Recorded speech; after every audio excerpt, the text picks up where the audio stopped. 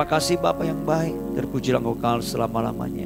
Di dalam nama Tuhan Yesus kami bersyukur dan kami berdoa, haleluya. Amin. Ya, shalom Bapak Ibu Saudara sekalian.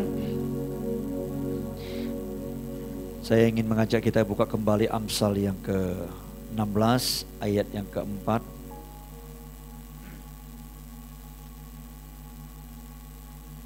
Amsal ini mengajarkan kita, memberitahukan kita ya bahwa Tuhan membuat segala sesuatu untuk tujuannya masing-masing. Dalam terjemahan bahasa Inggrisnya dikatakan Tuhan membuat segala sesuatu untuk dirinya. Ya, jadi segala sesuatu yang Tuhan ciptakan adalah untuk Tuhan, saudara. Nah, saya sudah sampaikan kemarin bahwa tujuan saudara dan saya ada diciptakan adalah untuk memuliakan Allah dan untuk menikmati Allah selama-lamanya, saudara. Dan hari ini saya akan melanjutkan tapi dengan tema yang lebih spesifik, yakni mengapa saudara dan saya perlu mengetahui tujuan hidup. Ya, mengapa manusia perlu mengetahui tujuan hidupnya? Ya, apa esensinya atau apa manfaatnya kalau saudara dan saya itu mengetahui tujuan hidup itu, saudara? Ya, nah minimal ada beberapa ya alasan mengapa saudara dan saya perlu mengetahui tujuan hidup kita, saudara. Yang pertama, saudara, ya, kalau saudara perhatikan baik-baik, kalau kita mengetahui atau kalau kita mengerti, memahami tujuan hidup kita, maka itu akan menolong kita, sebab tujuan hidup akan menentukan bagaimana cara kita hidup. Sama-sama katakan yuk. Mengetahui tujuan hidup menentukan bagaimana cara kita hidup. Ya, tujuan hidup menentukan cara hidup, saudara. Orang yang memiliki tujuan hidup tertentu, dia pasti akan hidup sesuai dengan tujuan hidupnya. Karena itu kalau orang salah meletakkan tujuan hidupnya, itu akan sangat mempengaruhi cara hidupnya atau cara dia menjalani hidupnya, cara dia memperlakukan hidupnya, saudara. Ya, nah Alkitab memberikan contoh, saudara. Ya. Nah, kalau saudara baca di Alkitab, di kitab Kejadian, saudara, itu menceritakan tentang kisah tentang Ribka, ada di Kejadian pasal 25. Ya. Nah, Ribka itu dia istrinya siapa? Isa, ya. Istrinya Isa. Nah, dia wanita yang mandul, saudara. Dan dia tidak punya anak. Ya. Lalu kemudian suaminya Isa ya berdoa untuk dia sehingga kemudian dia bisa hamil dan mengandung. Ya. Dan pada saat dia mengandung, saudara, Alkitab menjelaskan ya di Kejadian pasal 25 ya ayat keberapa? Bertus bisa ditampilkan nanti ya. Terus dikatakan begini. Ternyata kandungannya itu berisi 2 janin atau 2 anak alias apa? Kembar. Dan kita tahu siapa? Yakub dan Esau. Nah, kedua anak ini, saudara, sejak dalam kandungan itu sudah ya bergejolak, sudah ya bermusuhan, sudah gontok-gontokan, saudara, seperti itu. Karena Alkitab berkata dalam kandungan Ribka itu, saudara, ya anaknya, saudara, itu bergejolak. Sehingga waktu kejadian seperti itu, nah, Ribka itu merasa dia sangat tidak nyaman. Ya, kalau ibu-ibu yang pernah hamil, pernah mengandung dan pernah melahirkan pasti tahu bagaimana perasaan waktu anak itu di dalam itu bergejolak seperti itu, saudara. Pasti rasanya tidak enak, tidak nyaman, mungkin merasa kesakitan, saudara. Nah, ketika Ribka merasa kesakitan, saudara, dia mengalami satu perasaan keputusasaan, saudara.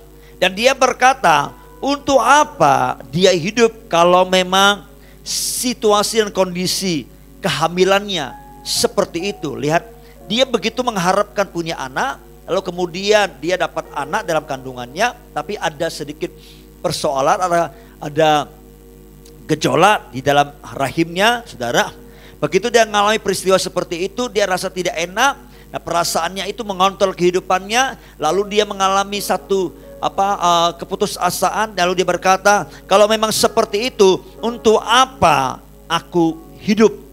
Ya, lalu kalau saudara baca terus setelah peristiwa itu, ya, 2 pasal setelah kejadian itu, yakni di pasal 27, saudara. Nah, diceritakan bahwa Ribka itu anak-anak mereka sudah besar. Ya. Tapi dia melihat kehidupan anak-anaknya itu tidak baik, terutama kehidupan Esau, ya, dalam keluarganya. Apa yang terjadi di dalam keluarga Esau, saudara? Karena Esau itu hidupnya tidak benar. Dia menikah dengan perempuan yang lain, bukan sesama orang Israel. Dia menikah dengan perempuan orang Het, saudara. Dan Ribka itu begitu kecewa sehingga dia berkata, ya, di ayat yang terakhir kalau tidak salah, ya, dia berkata kepada Ishak, aku jemu hidup. Ya, dengan kata lain, dia mau menyatakan, untuk apa sih aku hidup kalau seperti itu, saudara? Dan dari 2 kisah yang menceritakan tentang Ribka ini, saudara, saudara saya bisa menilai Ribka ini, ya, orangnya seperti apa. Tampaknya dia adalah orang yang mudah putus asa. Mengapa dia begitu gampang putus asa, saudara, dengan kehidupannya?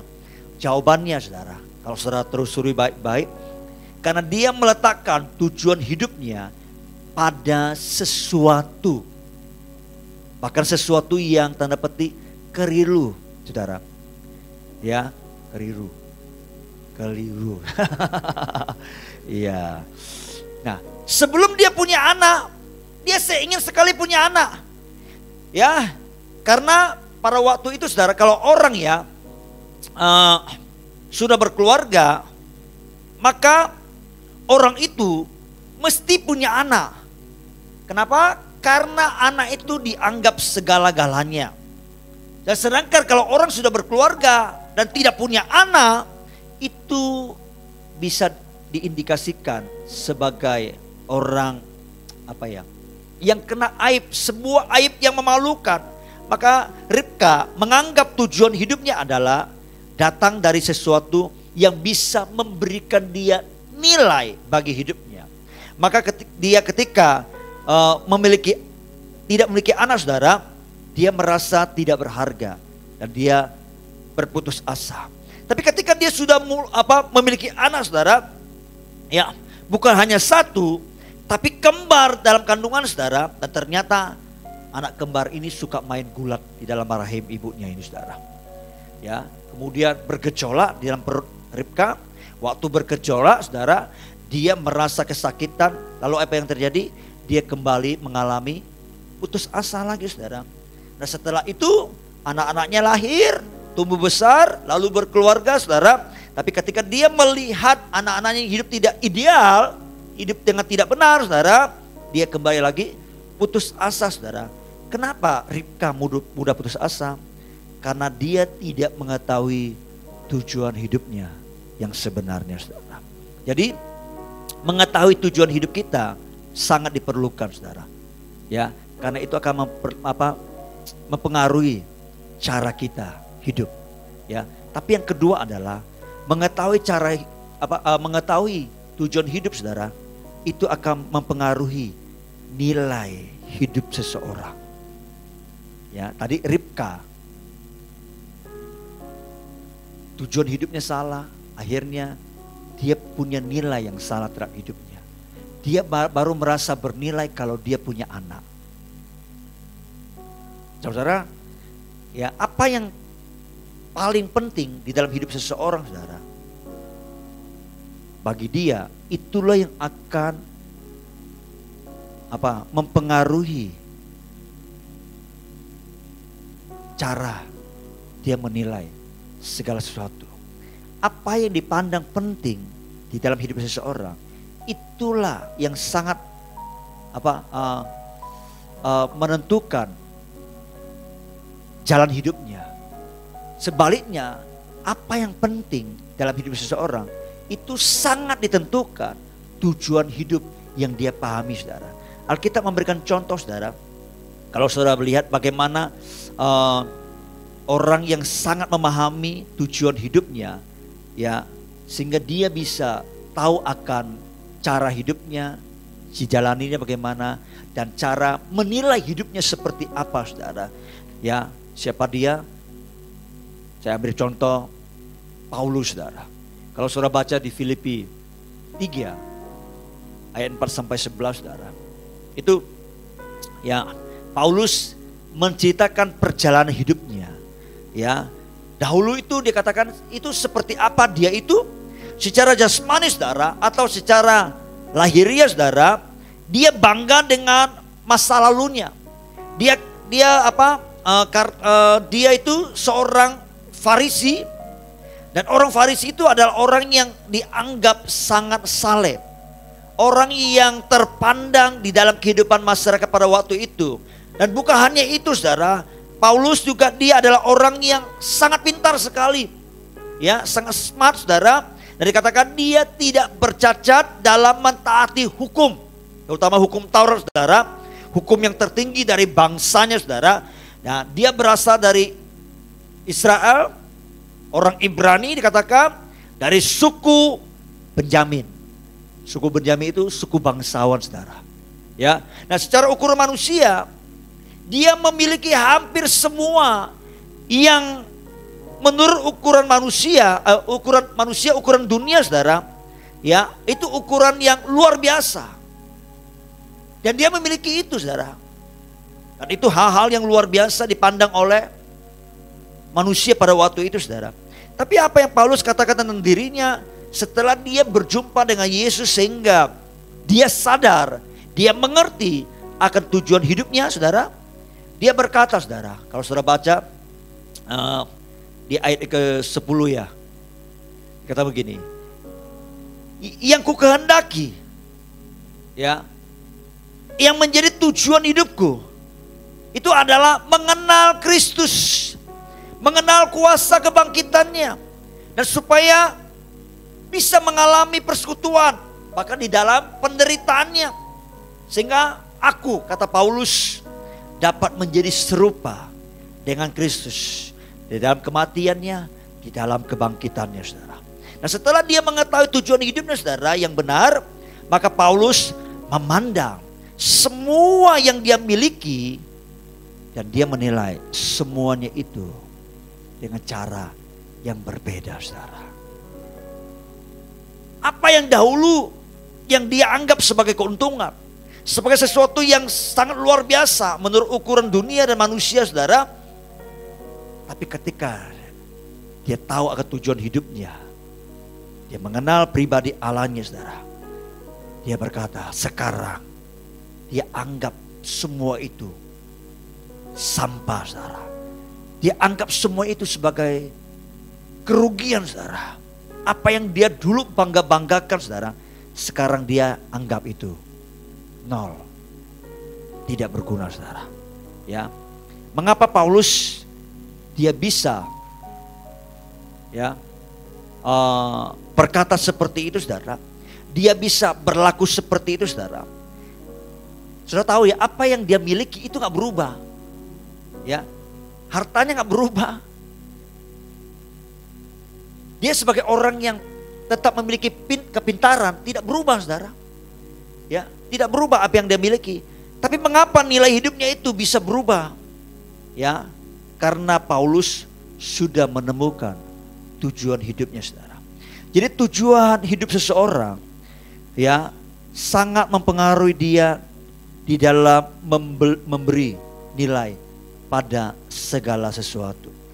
Orang yang menganggap tujuan hidupnya adalah misalnya menjadi kaya atau mengumpulkan kekayaan atau harta uang sebanyak-banyaknya, saudara, maka bagi orang itu, ya, dia akan memandang, ya, dan menilai segala sesuatu berdasarkan uang atau materi, saudara. Kalau saya lakukan ini, berapa materi yang saya akan dapatkan? Kalau saya menikah dengan kamu, ya, berapa kekayaan kamu miliki? Apakah cukup untuk membiayai hidupku? Apakah cukup untuk membawa aku jalan-jalan? Ya, atau kalau kamu menikah dengan aku, apakah kamu sudah punya rumah, sudah punya mobil? Ya, kalau belum, berarti kita ini belum jodoh seperti itu, saudara. Ya, orang yang tujuan hidupnya adalah uang, saudara, maka segala sesuatu akan dinilai dengan uang. Hubungannya dengan orang lain akan dinilai berdasarkan uang, saudara. Ya, bahkan hubungannya dengan Tuhan pun akan dinilai dengan uang. Kalau saya beribadah, kalau saya memberi, berapa atau keuntungan apa, berkat apa yang bisa saya terima, yang bisa saya dapatkan, saudara. Jadi penting sekali, kenapa kita perlu mengetahui tujuan hidup kita. Ya, yang pertama, mengetahui tujuan hidup kita akan menentukan cara atau bagaimana kita hidup, saudara. Yang kedua, mengetahui tujuan hidup kita akan menentukan nilai hidup kita. Jadi kalau kita sudah tahu tujuan hidup kita akan tahu cara bagaimana hidup itu, saudara. Saya sudah tahu panggilan saya, tujuan hidup saya. Saya dipanggil menjadi seorang hamba Tuhan. Maka cara hidup saya akan terus berjalan seperti yang Tuhan mau sebagai seorang hamba Tuhan. Dan saya tahu nilai saya seperti apa. Tidak ditentukan oleh materi, tidak ditentukan apa yang saya miliki atau tidak. Karena saya tahu saya seorang hamba Tuhan. Nilai saya adalah berharga di mata Tuhan, saudara. Jadi kalau kita mengetahui tujuan hidup kita akan tahu cara hidup kita akan tahu nilai kita, saudara. Tapi yang ketiga, saudara, kalau kita mengetahui tujuan hidup kita, maka itu akan mempengaruhi atau menentukan kepuasan hidup kita, saudara. Orang yang mengetahui tujuan hidupnya akan mempengaruhi atau menentukan kepuasan seseorang terhadap hidupnya, saudara. Saudara harus tahu bahwa semua kita pada akhirnya ya akan meninggal, akan mati, saudara. Ya, nah biasanya kalau orang ya diberitahukan akan kematiannya atau mungkin akhir hidupnya karena mungkin dia mengalami satu kejadian, satu peristiwa, entah itu penyakit, saudara, dan dokter mendiagnosa bahwa hidupnya tidak akan lama lagi, saudara. Nah, orang seperti itu biasanya ya, kalau dia adalah orang yang bijak, ya, dia orang yang mengerti akan tujuan hidupnya, maka dia akan mengevaluasi atau mereview ulang seluruh kehidupannya, saudara. Nah, ketika dia mulai mereview, dia mulai meninjau ulang kehidupannya, saudara, biasanya akan ada satu pertanyaan yang muncul, saudara. Ya, apa itu? Yaitu, apa arti hidupku ini? Pasti ada di benak pertanyaan seperti itu, saudara. Nah, pada saat orang berusaha untuk memahami, mengerti apa arti hidupnya, ya, berusaha untuk menilai, berusaha untuk mengevaluasi hidupnya, saudara, maka dia juga akan menilai seberapa besar kepuasan dari hidupnya itu, saudara. Dan seberapa besar kepuasan dirinya, saudara, hidupnya itu akan sangat ditentukan oleh tujuan hidupnya, saudara. Ya, saudara bisa mendapati di Alkitab ada dua pribadi yang mengerti akan tujuan hidupnya sehingga dia sangat puas akan akhir hidupnya, saudara. Siapa orang itu? Ya, saya sebut lagi, Paulus, dan yang kedua adalah Tuhan Yesus, saudara. Paulus kalau saudara baca di 2 Timotius pasal yang keempat ayat ke-7, saudara, ya, maka saudara akan menemukan dia berkata begini, aku telah mengakhiri pertandingan yang baik, aku telah mencapai garis akhir dan aku telah memelihara iman, saudara. Ya, dia menutup hidupnya dengan sebuah kepastian, dengan sukacita yang luar biasa. Padahal pada waktu itu, saudara, dia sedang dalam situasi yang tidak nyaman, tidak mengenakan. Kenapa? Karena dia sedang di dalam penjara, ya, sedang menantikan vonis hukumannya. Dia mengalami penderitaan yang menakutkan, ya. Sebentar lagi dia akan dihukum mati, ya. Tapi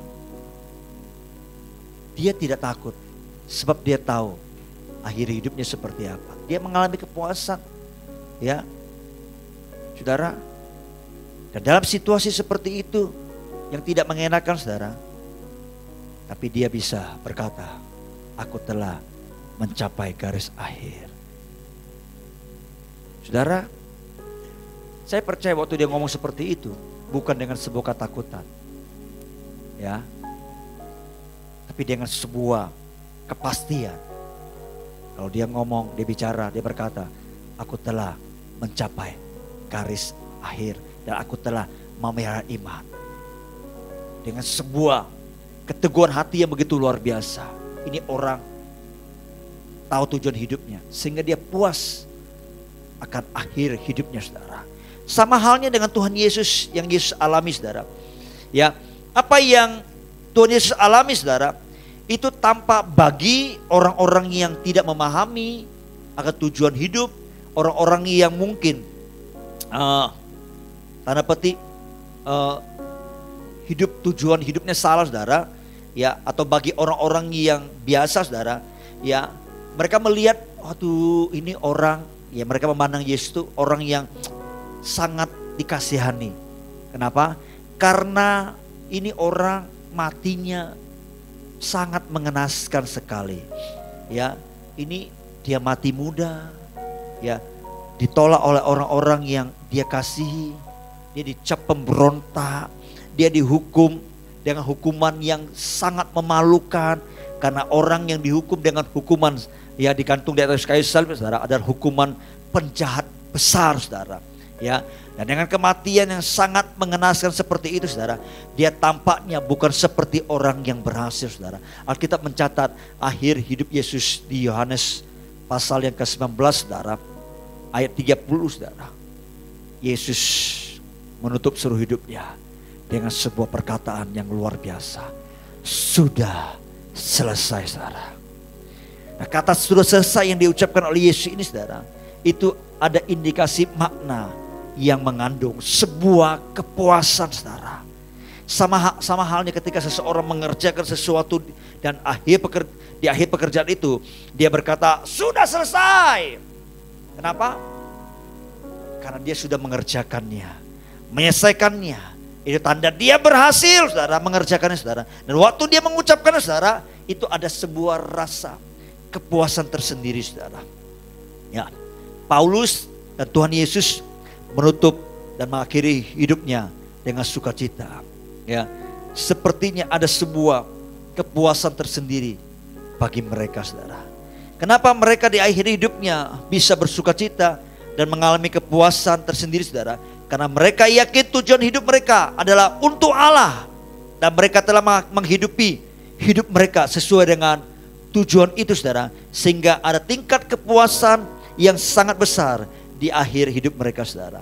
Ya, sebaliknya orang-orang yang tidak tahu tujuan hidupnya, dia akan hidup sembarangan. Ya, dia akan memberi nilai yang keliru dan bagi hidup mereka, saudara. Dan pada akhirnya mereka akan menyesal dengan hidup mereka, saudara. Bagaimana dengan saudara dan saya? Apakah saudara dan saya sudah tahu tujuan hidup ini, saudara? Ya, apakah tujuan hidup saudara itu mempengaruhi cara hidup saudara?